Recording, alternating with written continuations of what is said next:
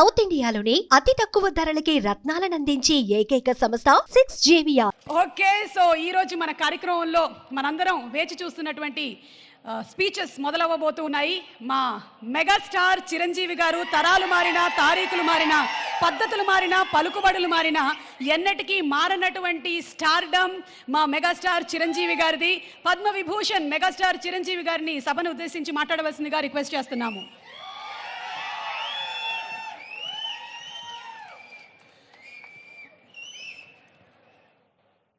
గౌరవనీయులు మన ప్రీతమ ముఖ్యమంత్రి శ్రీ రేవంత్ రెడ్డి గారికి, అలాగే మంత్రివర్యులు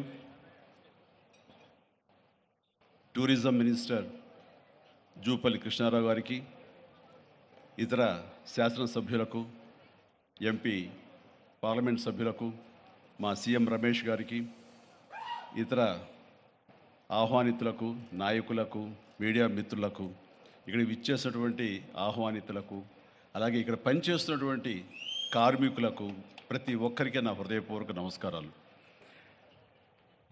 ఈ ప్లేసు మీ అందరికంటే నాకు ముందు తెలుసు. 2000 సంవత్సరంలో రామ్దేవ్ ఇది ప్రారంభించినప్పుడు ఇక్కడ కొన్ని మొక్కలు పాంప్లెట్ వేసి మా ఇంటికి తీసుకొచ్చి, మీరు ఇల్లు కడుతున్నారు, ఏదైనా ఉపయోగపడుతుందో చూడండి అంటే వెంటనే ఎంత ముచ్చరేసిందంటే, ఎప్పుడో విదేశాలకు వెళ్ళినప్పుడు ఇలాంటి మొక్కలు, ఇలాంటి కళాకృతులు, ఇలాంటి అద్భుతమైనటువంటి సజీవ శిల్పాలు, జీవం ఉన్నటువంటి ఇలాంటివి చూస్తుంటే ఇలాంటివి మనం తీసుకెళ్ళిపోతే బాగుండే, వాడ షిప్లో తీసుకెళ్తే బాగుండే అని అంత టెంప్ట్ అయ్యేవాడిని. అలాంటిది ఇక్కడ హైదరాబాదులో ఈ శివారుల్లో ఒకటి లభిస్తుందంటే కనుక చాలా ఆనందంగా ఉంటుంది. రామ్దేవ్ ఫస్ట్ ఆఫ్ ఆల్ నేను కూర్చున్న చోట బయట కనపడకుండా నాకు ఏదైనా ఫెన్సింగ్ లాగా ఉండాలి, అలాగే గుబురుగా ఉండకూడదు అంటే అక్కడ చక్కగా కొమ్మల్ని ఒక ఫెన్సింగ్ లాగా అల్లి పైన మాత్రం గ్రీన్ ఉండేలాగా పెద్ద స్క్రీన్ చేశాడు. అది ఇప్పుడు చూస్తుంటే కనుక ఎంత బాగుంటుందంటే బయట నుంచి చూసేవాళ్ళకి నేను జైల్లో ఉన్నట్టు ఉంటుంది, అన్ని కటకటాల్లాగా ఉంటుంది. అది అద్భుతమైన కళాఖండగా నేను ఫీల్ అవుతుంటాను. అట్లాగే చాలా అద్భుతమైన చెట్లు కొన్ని మా ఇంట్లోనే పెట్టుకున్నాను. ఇవి ఎప్పుడో 2002లో 2003లోనో మా ఇంట్లో పెట్టుకున్నాను. అప్పటి నుంచి నాకు అంత ప్యాషన్. ఆ తర్వాత ప్రతి క్షణం ఈయన ఎదుగుదలను చూస్తూ వచ్చాను. ఎక్కడ నాకు ఈయన రామ్దేవ్ ఒక వ్యాపారవేత్తలా కనబడ్డాడు, ఒక కళాకారుల్లా కనబడతాడు. అందుకే నా మనసుకి అత్యంత దగ్గరగా అయ్యాడు. ఆ తర్వాత ఏదైనా వస్తే కనుక చూస్తారా మొక్కలు అంటే, ఇదివరకంటే ఏదో వేలల్లోనో లక్షల్లోనూ చెప్పేవాడు, ఇప్పుడు కోట్లలో ఉందంట కదయ్యా. ఇప్పుడు నా సంపద అంతంత మాత్రమే ఉంది, కొనలేనేమో అన్నారు. కానీ చూడండి సార్, వస్తే మీరే టెంప్ట్ అవుతారు. ఇప్పుడు గౌరవ ముఖ్యమంత్రి గారితో పాటు అన్నీ వీక్షిస్తుంటే ఎంత టెంప్టింగ్ ఉందంటే, ఇవన్నీ మన ఇంట్లో పెట్టేసుకుంటే ఎంత బాగుంటుంది అనిపిస్తుంది. అంత అందంగా దీనికి కావాల్సిందండి వ్యాపార దృక్పథం కాదు, కళాకారుల హృదయం, కళా హృదయం ఉండాలి. నా మటుకు నేను అతని ఒక కళాకారుడుగాను, ఒక ఆర్టిస్ట్గా చూస్తాను. నేను అంత తపన లేకపోతే, అంత ఇష్టం లేకపోతే సుదీర్ఘకాలం 24-25 ఇయర్స్ పాటు దీని మీద ఎక్స్పెరిమెంట్ చేస్తూ, ఎన్నో చోట్ల రీసెర్చ్ చేస్తూ, ఎక్కడెక్కడ ఏమేమి మొక్కలు దొరుకుతాయి, ఎక్కడెక్కడ ఈ శిలాకృతులు దొరుకుతాయి, ఆ శిలలు ఇక్కడ ఎలా తీసుకురావాలి అని దాని మీద అది దుర్భేద్యం అనుకోకుండా ఇది సాధ్యమే, ఇది మన ప్రాంతం వాళ్ళకి, మన హైదరాబాదుకి, మన స్టేట్కి అందం తీసుకొచ్చేది, మన దేశంలోనే గొప్పగా చెప్పినటువంటి గొప్ప పార్క్ అవుతుందని ఆయన మనసులో మెదిలిన ఆలోచన, ఆయన పడ్డ కష్టం, తీసుకున్న శ్రమ ఈ రోజున ఇక్కడ అద్భుతమైన కళాఖండంగా ఇన్ని ఎకరాల్లో చోటు చేసుకుందంటే కనుక నా భూతో నా భవిష్యత్తు.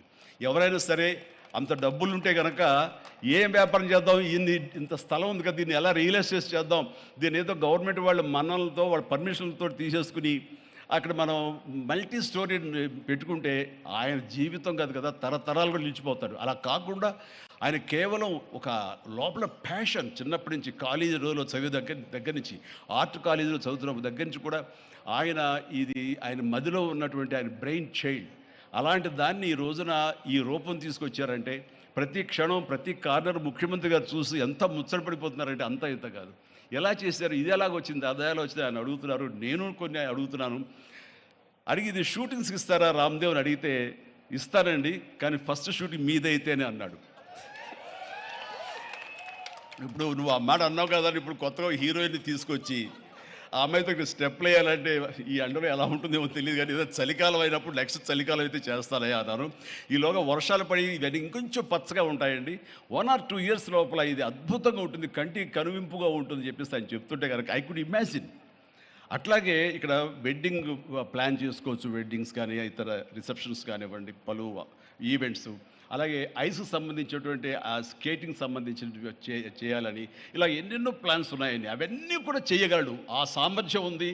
అలాగే ప్రభుత్వం కూడా ఖచ్చితంగా సపోర్ట్ చేస్తారు, అందుకు సమాయుత్తమై ఉన్నారు ఆయన. అందుకనే ఎంతో బిజీగా ఉన్నారు సీఎం గారు. వాళ్ళు చూస్తే కనుక మనుషులు ఇంటి చుట్టూ ఉన్నారు. అవన్నీ పక్కకు పెట్టి, ప్రోగ్రామ్స్ అన్ని పక్కకు పెట్టి నిన్నటిదాకా ఆయన ఎలక్షన్ క్యాంపెయిన్ ఎక్కడో చేసి వేరే రాష్ట్రాల్లో వచ్చి రామ్దేవ్ మీద ఈ ప్లేస్ మీద ఎంతో ప్రేమ లేకపోతే, ఇలాంటి దాన్ని మనం ఎంకరేజ్ చేయాలి అని ఆయన ఉద్దేశం లేకపోతే ఇంత ఓపికగా ఈ ఎండ్లో ఆయన వచ్చేవారు కాదు. ఫస్ట్ ఆఫ్ ఆల్ ఆయన ఇక్కడికి వచ్చి దీన్ని ఎంకరేజ్ చేస్తున్నందుకు వారికి మనస్ఫూర్తిగా అభినందనలు తెలియజేస్తున్నాను ముఖ్యమంత్రి గారికి. ఎందుకంటే అలాంటి వాళ్ళు అనుకుంటేనే, వాళ్ళ కళ్ళలో పడితేనే, వాళ్ళు ఇంప్రెస్ అయితేనే దీనివల్ల ఎంతోమందికి ఉపాధి కలుగుతుంది, ఇది ఎంతోమందికి కనువిందు కలుగుతుంది. మరి ఎంతోమంది ఈ ప్లేస్ని వాళ్ళ ఈవెంట్స్కి ఉపయోగించుకుంటారు, తద్వారా టూరిజం పెరుగుతున్న ఉద్దేశంతో కూడా మన జూపల్లి కృష్ణారావు గారు దీన్ని ఎంకరేజ్ చేయడం కోసం సమాయత్తమై ఉన్నారు. అలా ప్రభుత్వ సహకారాలు దీనికి మెండుగా ఉంటాయని ఆశాభావం వ్యక్తం చేస్తూ, మీరు ఏదైతే కనుక ఊహించారో రామ్దేవ్, అది త్వరలో ఖచ్చితంగా అవుతుంది. ఇవి అద్భుతమైనటువంటి ఒక ల్యాండ్ మార్క్ అవుతుంది, ఒక కళాకృతి అవుతుంది. అది రాష్ట్రానికి వన్నీ తీసుకొస్తుంది, హైదరాబాద్కి తలమానికంగా ఉంటుంది. ఒక హైదరాబాద్ ఒక ఇల్లు అనుకుంటే ఇంట్లో ఒక అద్భుతమైన పెయింటింగ్ పెట్టుకుంటే ఎంత బాగుంటుందో, ఆ పెయింటింగ్ ఈ రోజున ఈ